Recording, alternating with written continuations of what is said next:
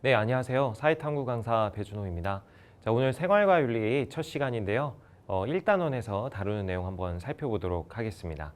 이 주제는 생활과 윤리 1번 문제로 반드시 출제가 됩니다. 뭐에 대해서 배우냐면 윤리학의 종류에 대해서 배울 겁니다. 윤리학의 종류에 대해서 한번 살펴보도록 하겠습니다. 우리 교재에는 윤리의 의미와 특징 이런 것들이 나와 있는데 이런 것도 그냥 읽어보시면 돼요. 전혀 어려운 거 없고 출제도 잘 되진 않습니다. 자, 우리가 이제 살펴볼 거는 그 밑에 있는 필수 개념 2번 이론 윤리와 실천 윤리, 여기를 이제 자세하게 살펴볼 건데 여기 제목은 이론 윤리와 실천 윤리 이렇게 두 가지를 얘기하고 있지만 실제로 우리가 배울 거는 네 가지입니다. 그래서 여기 보시면 이론 윤리학과 여기 이론 윤리학을 먼저 배울 거고요. 그 다음에 있는 건 실천 윤리학. 그 다음에 메타 윤리학을 배울 거고 하나 더 배우게 될 텐데요. 하나는 더 밑으로 내려가서 무슨 윤리학? 이제 기술 윤리학 이렇게 배우게 될 겁니다.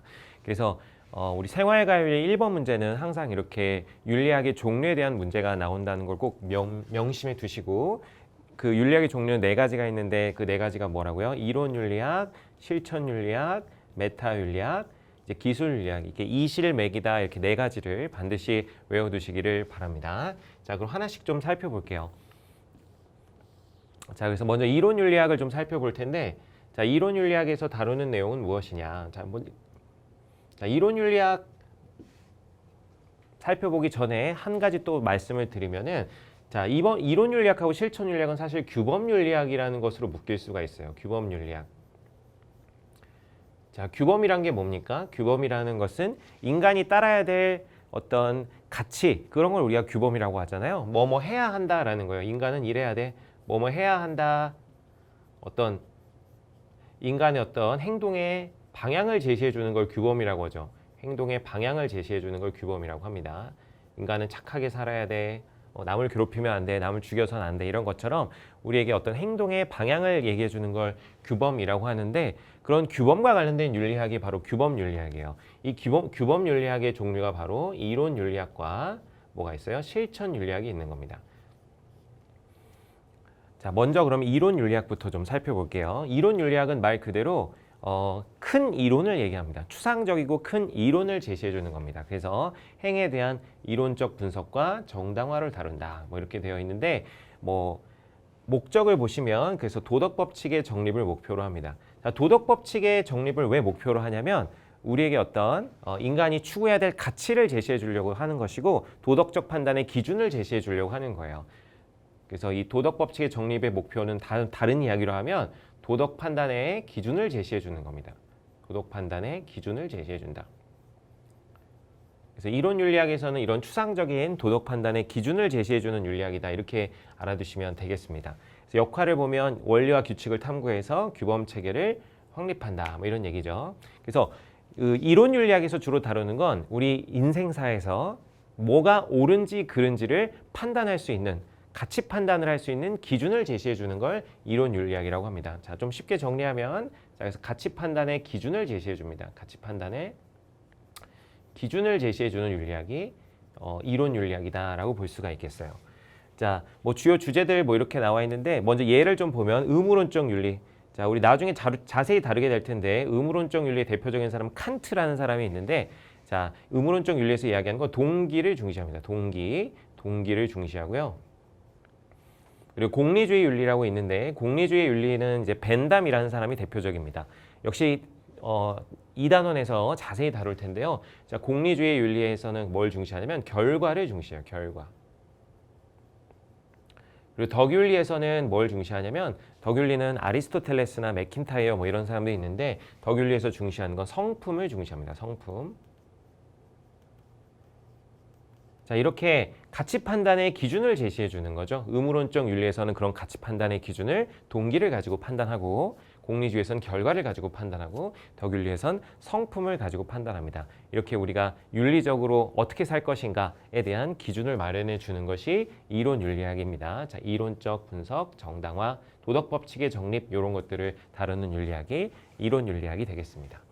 자, 그럼 이론 윤리학에서 이렇게 어떤 추상적인 원칙과 이론을 준비한다면 그것을 이제 현실에 적용을 해봐야겠죠. 그래서 그걸 현실에 적용해보는 윤리학은 무슨 윤리학이 됩니까? 실천 윤리학이 됩니다.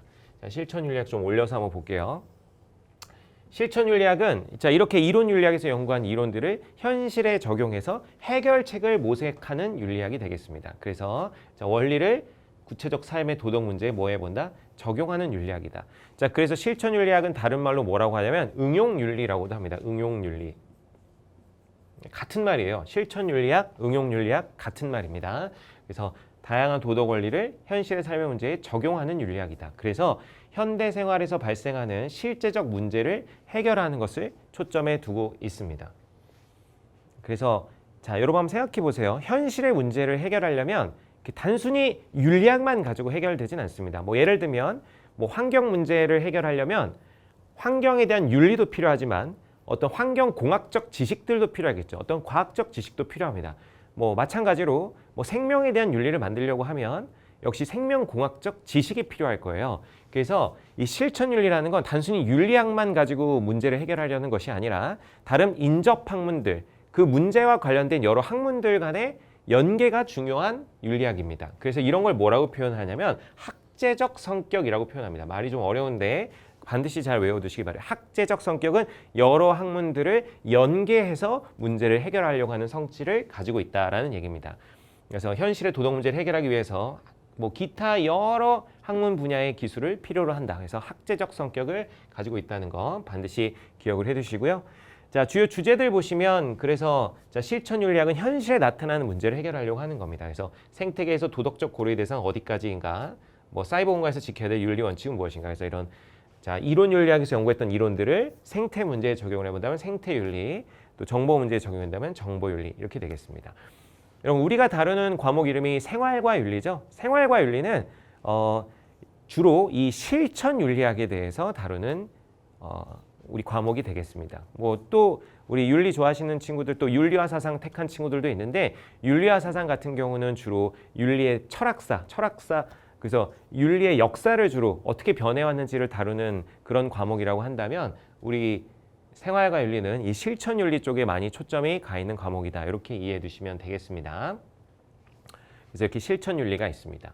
자, 이 실천 윤리와 이론 윤리를 묶어서 제가 뭐라고 말씀드렸죠? 규범 윤리라고 했습니다. 어떤 인간의 삶의 방향을 제시해 준다 그랬죠? 삶의 방향을 제시해 주는 그 이론 윤리학과 실천 윤리학을 제가 규범 윤리라고 했는데 특히 그 중에서도 이 이론 윤리학에 대한 비판이 생기게 됩니다.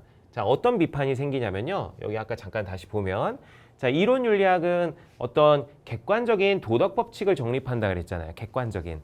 보편적이고 객관적인 도덕 법칙이라고 한다면 누구나 다 동의할 수 있는 것이어야 될 텐데 자, 여기 보시면 의무론 윤리에서 중시하는 게 다르고 공리주의 윤리에서 중시하는 게 다르고 덕윤리에서 중시하는 게 다릅니다. 그래서 아니 야 너희는 객관적이고 보편적인 도덕 법칙을 정립한다고 해놓고 실제로는 학자들마다 이야기가 다 다른 거 아니냐. 과연 윤리학이라는 것이 과연 특히 니네 이론 윤리학이 객관적인 학문이 맞느냐라는 어떤 문제 제기에 처하게 됩니다. 야, 윤리학이 과연 그러면 객관적인 어떤 진리나 법칙이 과연 존재하는 게 가능하냐? 뭐 자연과학이면 그럴 수 있겠지만, 그죠? 물은 뭐 100도씨에서 끓고 0도씨에서 언다 이런 게 가능한데 윤리학에서 과연 객관적인 진리라는 게 가능해? 라는 문제 제기가 강하게 등장하게 됩니다. 자, 맥락이 이해되시죠? 자, 윤리학이 과연 객관적인 학문이 될 수 있느냐라는 문제 제기가 등장하게 돼서 자, 그런 문제 의식을 수용하는 윤리학이 등장하게 되는데요. 그 윤리학이 바로 무슨 윤리학이다? 자, 메타 윤리학이라고 합니다. 메타 윤리학. 자, 메타 윤리학은 다른 말로는 분석 윤리학이라고 돼요. 분석 윤리학. 자, 메타 윤리학의 입장을 한번 들어볼게요. 메타 윤리학은 그래서 그러한 문제 의식을 수용을 합니다. 좋다. 그런 문제의식에서 얘기하는 것처럼 뭐 기존의 이론 윤리학은 사실 어떤 인간의 가치가 개입될 수밖에 없기 때문에 가치 판단이 되게 중요한 요소이기 때문에 일정 부분 뭐 객관적인 요소가 좀 부족할 수 있다. 그래서 우리는 자, 메타 윤리학에서는 가치 판단을 하지 않겠다. 이렇게 이제 가치 판단을 하지 않겠다는 기조로 새로운 이제 윤리학의 영역들을 개척해 나갑니다. 그래서 메타 윤리학은 가치 판단을 하지 않아요. 아까 규범 윤리학인 이론 윤리학과 실천 윤리학은 인간이 이렇게 살아야 돼라는 가치 판단을 굉장히 중시했는데 자, 그것이 객관적이지 않다라는 비판을 받고 메타 윤리학은 좋다. 우리는 그렇다면 가치 판단은 하지 않겠다. 인간은 어떻게 살아야 된다. 이런 얘기는 좀 주관적일 수 있으니까 우린 그런 얘기 하지 않겠다. 이제 그런 것 말고 그럼 윤리학의 영역은 어떤 게 있는지 우리가 새로운 거를 제시해 주겠다라고 하는 윤리학이 바로 메타윤리학입니다. 그래서 메타윤리학에서는 뭘 얘기하느냐? 자, 그래서 도덕적 언어의 의미를 연구합니다. 첫 번째, 도덕적 언어의 의미를 연구하고요. 그래서 윤리학에서 다루는 여러 가지 도덕적 언어들이 있습니다. 뭐 선, 악 대표적이죠. 그래서 이 선이나 악의 언어적 의미가 무엇인지, 어떤 용법으로 사용하는지 그 언어적 의미를 우리가 연구하겠다. 그리고 여러 가지 윤리학적 논쟁들이 있고 논점들이 있는데 그 윤리학적 논점들이 과연 논리적 타당성을 가지는지 이제 그런 거를 한번 좀 분석해 보겠다라고 하는 윤리학이 메타윤리학입니다. 여기 이제 두 가지만 나와 있는데요. 하나 더 추가해 주시면 그래서 윤리학의 학문적 성립 가능성도 연구합니다. 윤리학의 학문적 성립 가능성.